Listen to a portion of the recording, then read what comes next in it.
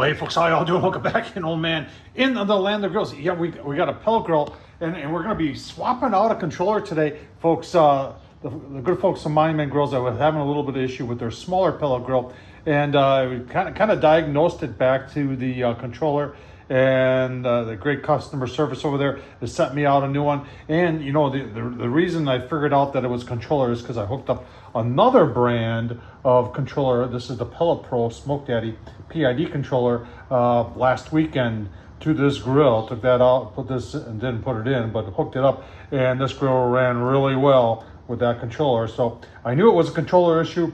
Went emailed over to Monument Grills, and they said, yep, we'll send you one. I said, please make sure it's the right one programmed for this unit, and they said it is. So we're going to show you the inside of a pellet grill from underneath and show you what everything does, and then show you how to change out one of these controllers. Super simple.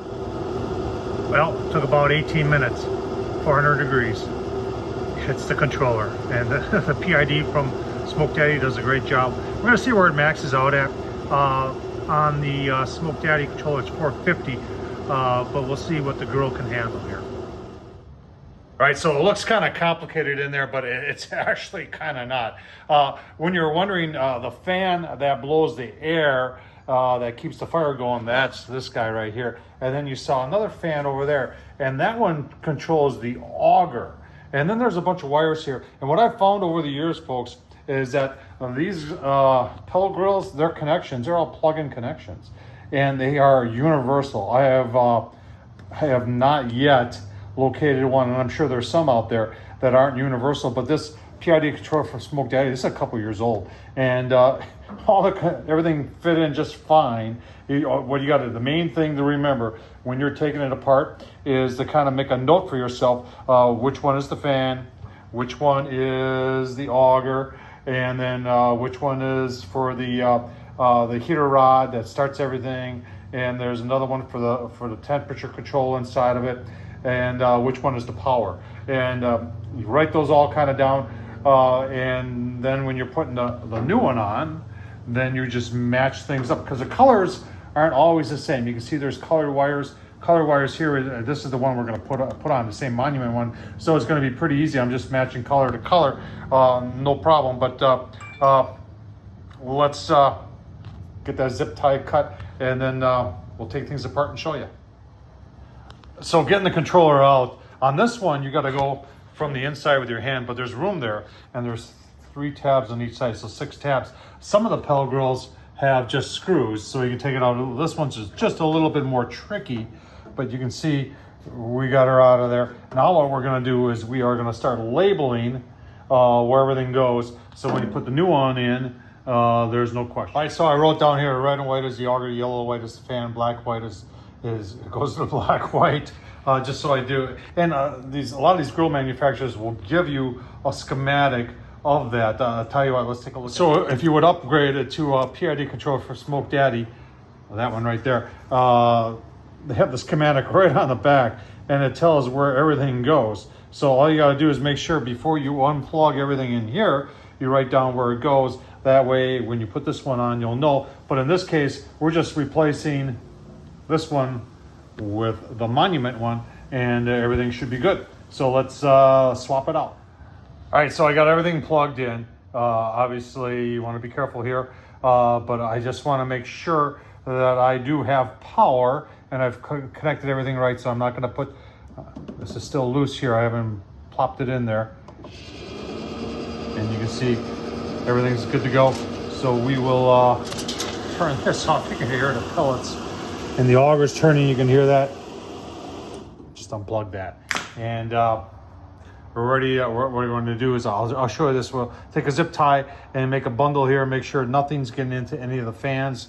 And then we'll put the guard back on and put it down. And obviously we're going to try it out. Yeah, that controller, putting it back in is a heck of a lot easier than taking it out. All right, 2 zip ties in place. It's really important because you don't want to get them into any wires in the fan. And you got to remember, when it's setting back up, gravity will take that down. So these are perfect and out of the way, and we'll get the guard back on, get it on its feet. Let's fire it up. All right, folks, just like that, we got fire, and we're gonna put everything back in here. We're Or set to 350, see how it does. And then I might try baking some bread on here. 350, yeah, that's right. Let's get her going. All right, folks, about 3 minutes into it, we're up to 208 already, so that's a good sign. I gotta set at 350 because I've got some of this this bread I want to make, and I made some brisket earlier in the day, so I just want to have some fresh bread for brisket sandwiches. Oh man, that sounds good. All right, so here we are 15 minutes later. I'm a little disappointed here. Still around up to 350, so Monument Grills, you got something to do here yet. But I did put the bread in. Just put it in. And I'm baking bread on a pellet grill, on the Monument pellet grill. Hopefully it gets to 350.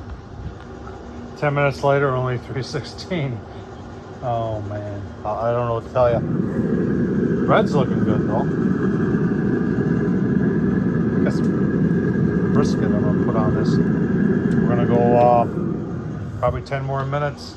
See how the Monument does getting up to 350. All right, I set up the 400. Thought that would kick it in the butt a little bit, but still 312. I think our bread is done. So I'm gonna take that out of there, folks. I'm gonna turn this down. The new controller worked a little bit better, but Monument Grill's not 100%. Let's show you some brisket sandwiches. All right, we went all the way from changing out the controller to making some bread. The bread is awesome, and we've got some brisket on there. I'll tell you what, brisket sandwiches gonna be delicious.